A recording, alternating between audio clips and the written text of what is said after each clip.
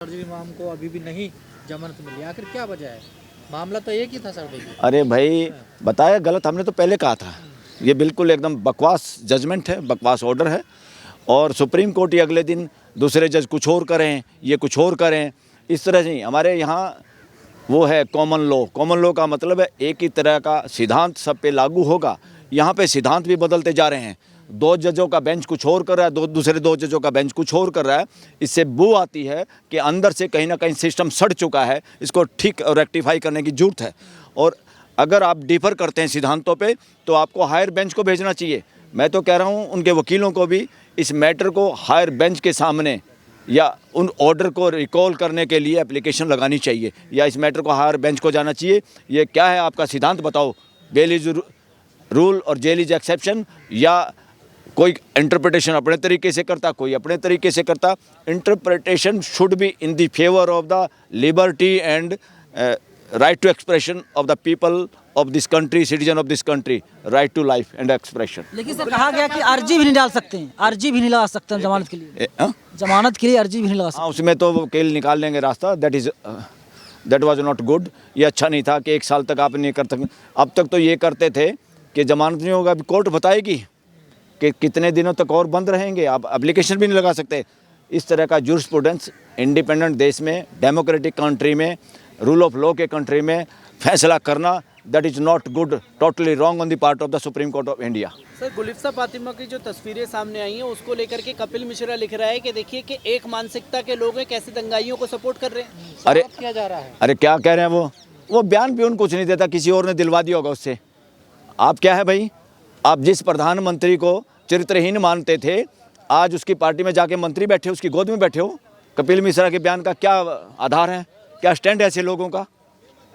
और दूसरा, उनको मालाएं पहनाई कि तुमने तो रेपिस्ट के साथ हत्यारों को माला पहनाई है तुमने, तो तुम बनते हो संस्कारी और अपने आप को सनातनी कहते हो।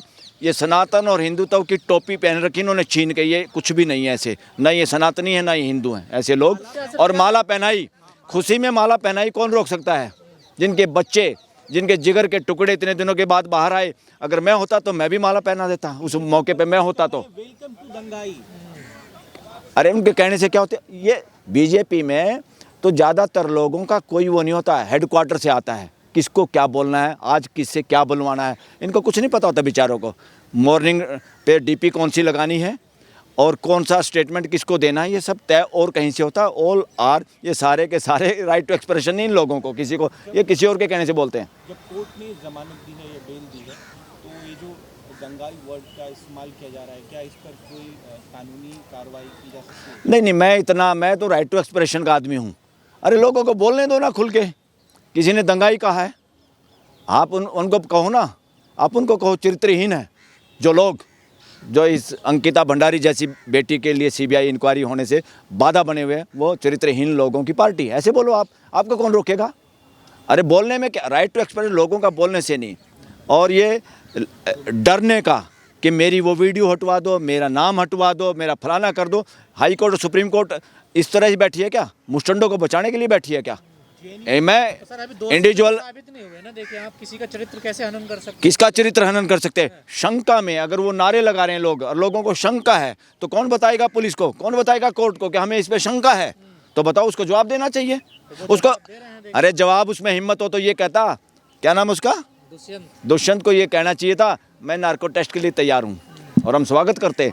उसका नार्को टेस्ट होता, वो उसमें पास होता, तो मैं माला पहनाऊंगा उसको। बुलाओ ना उसको। कम एज की जो लड़कियां, उस पर ज़्यादा मामला आ रहा है सर ये। अरे जितने रांडे रोट लोग हैं जो संगठनों में हैं और आरएसएस में, इस तरह के काफ़ी लोग हैं, और बहुतों की हिस्ट्री देखोगे। मैं कहता हूँ कराओ नार्को टेस्ट इन सब का, क्या क्या निकलेगा, स्टोरियाँ क्या क्या हैं। बहुत सारी स्टोरियाँ हैं जो समाज, इर्द गिर्द का समाज जानता है। हम तो पहले से कह रहे हैं कि जमानत ना मिलना गलत है, टोटली रॉन्ग है।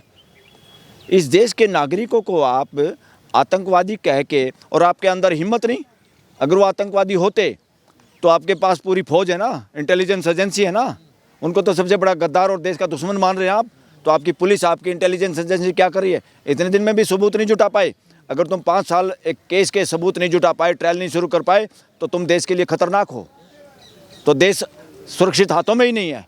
जो सरकार में लोग बैठे हुए हैं, और इस बहाने को सुन के सुप्रीम कोर्ट अगर जमानत ना दे, मैं इसको टोटली कॉन्स्टिट्यूशन के विरुद्ध और देश में न्यायिक प्रणाली को खोखला बनाने जैसा समझता हूँ। नहीं, आपको क्या लगता है? प्राइमा फेसिया केस है, सुप्रीम कोर्ट ने मान लिया इस बात को।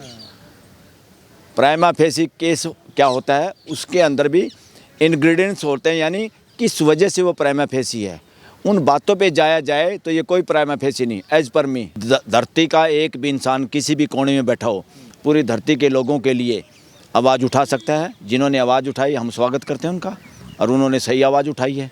और ये मेयर ने आवाज़ उठाई है सर। अच्छी आवाज़ उठाई। मदनानी को मैं अप्रिशिएट करता हूँ, वो बहादुर आदमी है, ईमानदार आदमी है।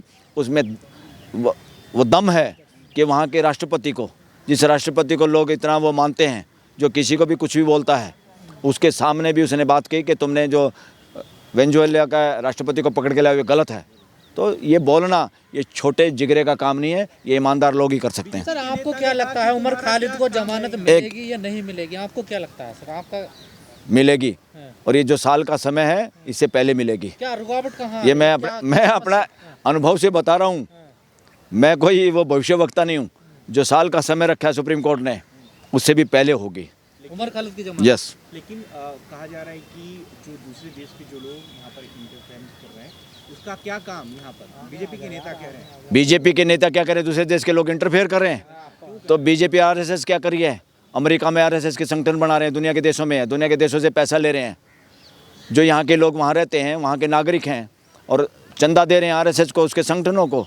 क्या करें लोग? औरों के चंदे पे बैन लगा दिया, और ऑर्गेनाइजेशन पे वसुदेव कुटुंबकम के ठेकेदार बनते हो और बातें छोटी करते हो।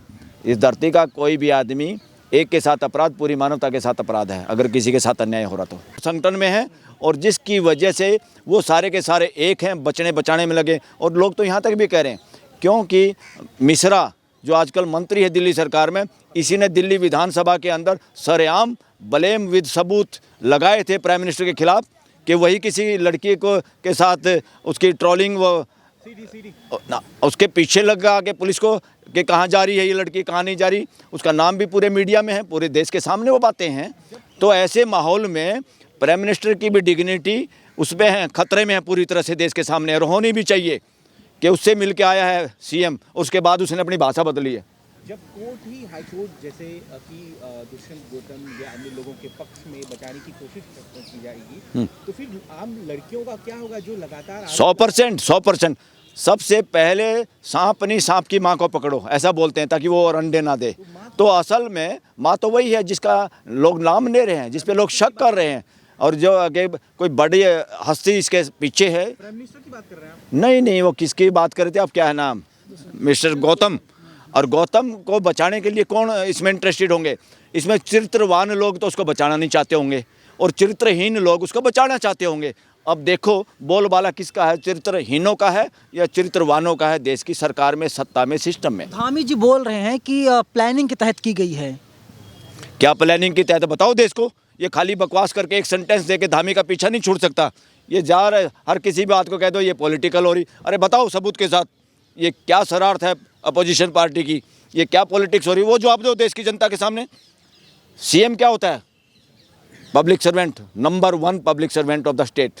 उसको बताना उसकी ड्यूटी है, मर्जी नहीं है, वो लाट साहब नहीं है। उसको बताना चाहिए कि ये अपोजिशन वाले क्या शरारत कर रहे हैं, क्या षड्यंत्र। उसके पास तो सीआईडी है, इंटेलिजेंस है, उसको बताओ देश के सामने, और उनको पकड़ो जो साजिश कर रहे हैं। तुम लोगों को डरते क्यों हो अगर तुम सच्चे हो तो? और देश की महिलाएं, बहन बेटियां हमारी ठंड में इकट्ठी होकर सड़कों पे मसाल लेके निकल रही हैं, और मुस्टंडों को बचाना चाहते हो आप? एक मुस्टंडा इतना कीमती हो गया कि आप पूरे कानून व्यवस्था को धराशायी करो, या हाई कोर्ट इस तरह के आदेश दे कि भाई उसका नाम डिलीट कर दो। हाई कोर्ट ने उसको हरिश्चंद्र मान लिया क्या? That is not good on the part of high court also. Social media पर जो लोग लिख रहे हैं, बोल रहे हैं, उनको नोटिस भेजा जा रहा है। गलत है, ये आवाज़ दबाना है, ये इमरजेंसी है, ये गैरकानूनी है। हाई कोर्टों को चाहिए तो लोगों को बचाना, सोशल मीडिया को बचाना, सोशल मीडिया की आवाज़ को बचाना, ताकि वो कोई उनको चैनल बंद ना कर दे। ये उल्टा इस तरह के मुस्टंडों को अगर बचाने में हमारा जुडिशियल सिस्टम लगेगा तो जुडिशियल सिस्टम के खिलाफ खड़ा हो जाएगा ये देश। ऐसा माहौल बनता जा रहा है, अगर ये करेंगे तो ऐसा नहीं, बचना चाहिए इससे।